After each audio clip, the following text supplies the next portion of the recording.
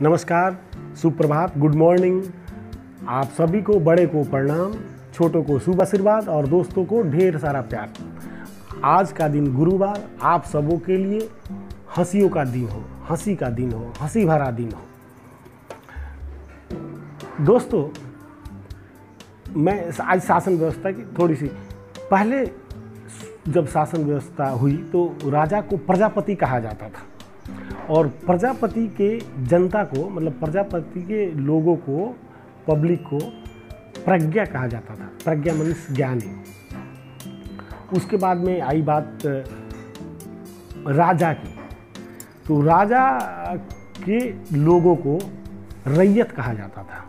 राजा जो, मतलब जैसे एक कोई जमींदार होता है जिसके ज़मीन में कुछ लोगों को बैठे होते हैं और उस जमींदार के ऊपर डिपेंड होते हैं, उस तरफ एक तरह की गुलामी, तो गुलाम को रैयत कहा जाता है। तो वो राजा हुआ करते थे और जितनी भी वहाँ की जनता होती थी वो उसे रैयत कहा जाता था। फिर बारी आई आपको सम्राट की, तो सम्राट भी राजा ही हुआ करते थे, लेकिन जिस राजा के पास एक से अधिक राज्य हैं उसको सम्राट कहा जाता था। और सम्राट के ज़माने में, सम्राट मतलब सरकारें होती थी, शासन होता था सम्राट का, और पब्लिक को उस समय प्रजा कहा जाता था।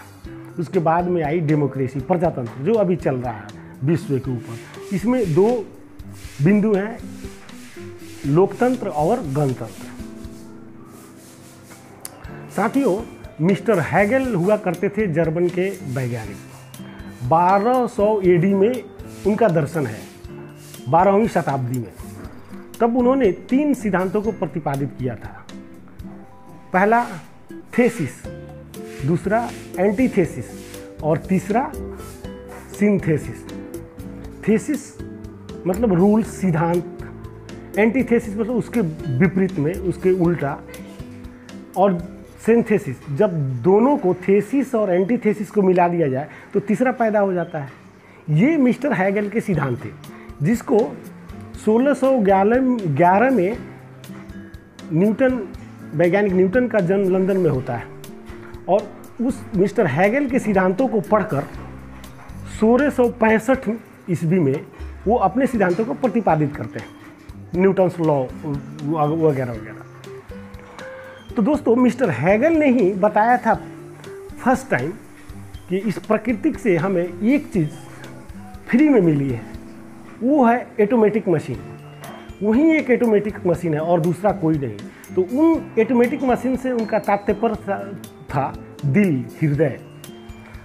परमात्मा ने, इस प्रकृति ने हम सभी को एक एटोमेटिक मशीन दिया है, हृदय, जो सभी के दिलों में धड़कता है। और ये प्रत्येक प्राणियों में एक ऐसा ऑटोमेटिक मशीन उन्होंने फिट कर दिया है कि सभी जीवों में धड़क रहा है, चाहे जीव का साइज कैसा भी क्यों नहीं हो, सभी में एक उनका गजट जो है, ये एक जो ऑटोमेटिक मशीन है वही धड़क रहा है। उसके अलावा, हृदय के अलावा तो दुनिया में कोई ऑटोमेटिक मशीन ही नहीं है। जिसको आप ऑटोमेटिक कहते हो, आप तो चलाते हैं, जब चाहते हैं तो बंद हो जाता है। ये देखिए ऑटोमेटिक मशीन कैसा है कि जब बंद हो जाता है तो आप ही नहीं, आपका शरीर नहीं होता है, और जब चलता है तभी आपकी शरीर चलता है। और दो पोल पहले निकलते हैं, फिर बाद में 2 पोल निकलते हैं, वो डायोड नहीं होता उस तरह से।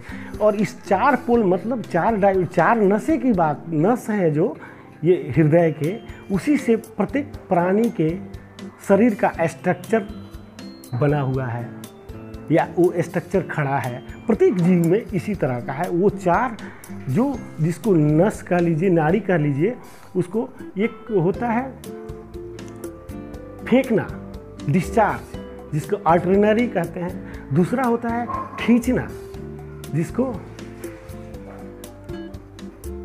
एक आर्टरिनरी हो गया, और एक आपको कोरोनरी हो गया। कोरोनरी मतलब सप्लाई करता है, वो खींचता है। आर्टरिनरी फेंकता है, डिस्चार्ज करता है। तो खींचना और फेंकना, खींचना और फेंकना, यही चीज़ प्रकृति ने, परमात्मा ने हम सभी को मुफ्त में दिया है। और इसी से सारे सिद्धांत, माप सब हो जाते हैं, और इसी पर सेकेंड, घंटा, किलो, भार सब कुछ आधारित है। इसके बाद तो रास्ता खुली जाती है। तो दोस्तों, कम समय में कितनी बातें की जाए।